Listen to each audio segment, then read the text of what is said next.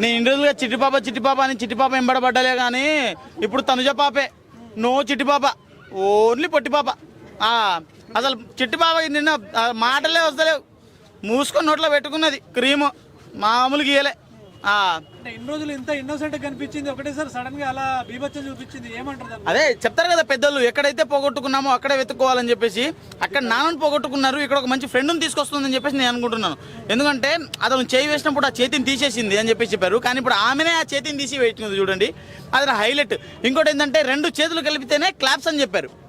అంటే ఇప్పుడు ఆమె చెప్పింది 2 చేతులు కలపకుండా ఒక్క చేతిలో విజిలేసి చూపిస్తా అని చెప్పేసి విజిల్ కొట్టింది స్వామి. అసలు ఇచ్చి పడేసింది పోబ్రో, మామూలుగా ఇవ్వలే. సిల్లీ పాయింట్స్ బ్రో, అసలు పాయింట్స్ బ్రో అవి. అసలు దాన్ని పాయింట్ అంటాడు ఆయన. సరిగ్గా మంచి పాయింట్ అడిగితే మంచిగా పాయింట్ మాట్లాడితే బాగుండేది. మాట్లాడడానికి ఏం మాట్లాడసలే హే హే హే అని చెప్పేసి తప్పించుకుంటుంది. అసలు పాయింట్లే లేవు ఆమె దగ్గర. ఖచ్చితంగా జెన్యూనే బ్రో, నటించేదేముంది. ఇన్ని రోజులుగా నాన్నతో ఉంటేనేమో నాన్నతో ఉండి నటిస్తుంది అంటున్నారు, ఇప్పుడు సింగిల్గా ఉంటేనేమో ఇప్పుడు ఆమె అమ్మ అని చెప్పేసి ఆమె వెనకాలైతే ఉందిలే, అదే ఇప్పుడు సింగిల్గా ఉన్నా కానీ ఇప్పుడు కూడా నటిస్తుంది అంటున్నారు. అంటే ఆమె ఏం చేసినా అంటే నేను ఎంత యాక్టర్ అయితే మాత్రం.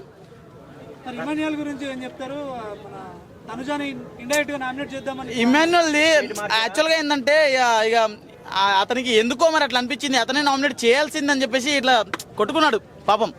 ఆ టికెట్ అతని దగ్గర ఒకటి ఉంచుకోకుండా కూడా ఇచ్చేసారు చూడండి. అసలు చాలా అమాయకత్వం అనుకోవాలి ఇమాన్యుయల్.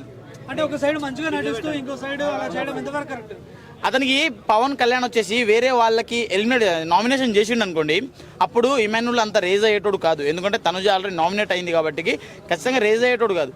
కానీ ఇమాన్యుయల్ ఎప్పుడు కోపం వచ్చిందంటే తీరా సీదా వచ్చి సంజనా గర్లాని మీదకి వచ్చి ఆ క్రీమ్ రుద్దేసి ఆమెను ఎలిమినేట్ చేస్తున్నా అని చెప్పి నామినేట్ చేస్తున్నా అని చెప్పేసి చెప్పాడు కదా, అప్పుడు ఆయన కోపం వచ్చింది.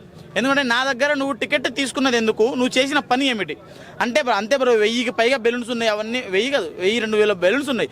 అన్ని బెలూన్స్ పల్లగొట్టి దాంట్లోంచి ఒక 4 చిట్టీలు 4-5 చిట్టీలు తీసుకొచ్చినప్పుడు ఎంత కష్టపడ్డాడు. ఆ కష్టానికి అతనికి మళ్ళీ అతను అమ్మ అని పిలుచుకునే పర్సన్నే నువ్వు నామినేట్ చేస్తా అంటే ఎవడు ఊరుకుంటాడు చెప్పండి. అందుకే మనోడు రేజ్ అయ్యింది అంతే.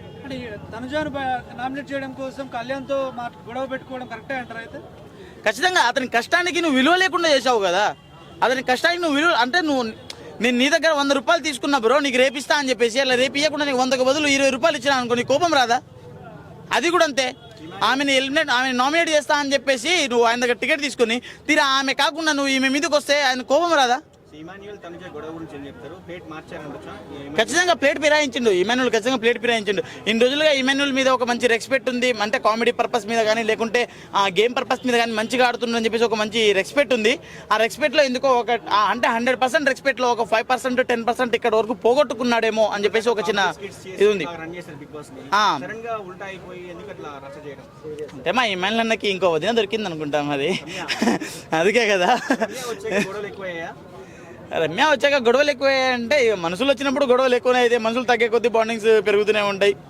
ఇక కొన్ని రోజులు అయితే వీళ్ళు కూడా ఇంకా ఉంది, రచ్చ ఉంది. 6 వారాలే కదా. యాక్చువల్గా మాధురి గారి వల్ల గొడవలు వచ్చాయి, ఎప్పుడు వచ్చిన 2-3 రోజులు గొడవలు వచ్చాయి. ఎందుకు మాధురి గారు అప్పుడు సైలెంట్ అయిపోయారు. బిగ్ బాస్ ఏమైనా సందేహం ఇచ్చాడేమో, నువ్వు సైలెంట్గా ఉంటే నేను కప్పు గెలిపిస్తాను. ఎందుకంటే ఇప్పుడు ఈ వీక్లో మాధురి గారి మీద ఎవరికి దివ్య నిఖితకి పాయింట్స్ ఉన్నా కానీ దివ్య నిఖిత వెళ్ళి వేరే వాళ్ళని నామినేట్ చేయడం అసలు కరెక్ట్ కాదేమో, మాధురి గారిని నామినేట్ చేయాల్సిందేమో. కాకపోతే బిగ్ బాస్ ఏం నడిపిస్తున్నాడు? ఖచ్చితంగా బ్రో. అంటే ఇన్ని కళ్యాణ్కి పాయింట్స్ ఉన్నాయి, ఆ తర్వాత దివ్యకి పాయింట్స్ ఉన్నాయి, ఆ తర్వాత ఎవరికి ఇంకా సంజన గారికి కొన్ని పాయింట్స్ ఉన్నాయి. అంతమందికి అన్ని పాయింట్స్ ఉన్నప్పుడు ఆమె వెళ్ళి మాట్లాడడం కరెక్ట్. వాళ్ళు వెళ్ళి ఎవరో ఒకరు నామినేట్ చేస్తారా అంటే ఎవరు చేయలేదు. రివెంజ్ నామినేషన్లు చేసుకుంటున్నారు కానీ అసలు పాయింట్ ఎవరు రేజ్ చేయడం లేదు. తర్వాత ఆయేషా అమ్మ 2 రోజులు 2 రోజులు వచ్చినప్పుడు ఆయేషా చాలా బాగుంది కదా అని చెప్పేసి చూసిన. ఆ తర్వాత మంచిగా ఆడుతుందిరా బాబు అని చెప్పి 4 రోజులు చూసిన. 5వ రోజు కూడా మేకప్ లేకుండా కూడా బాగానే ఉందిరా బాబు అనుకున్నా. తీరా 7-8వ రోజుకి వచ్చేసరికి ఈమె ఎందుకు వచ్చిందిరా బాబు అనిపించింది. గట్టిగా మాట్లాడితే బ్రో రీతు కంటే బెటర్.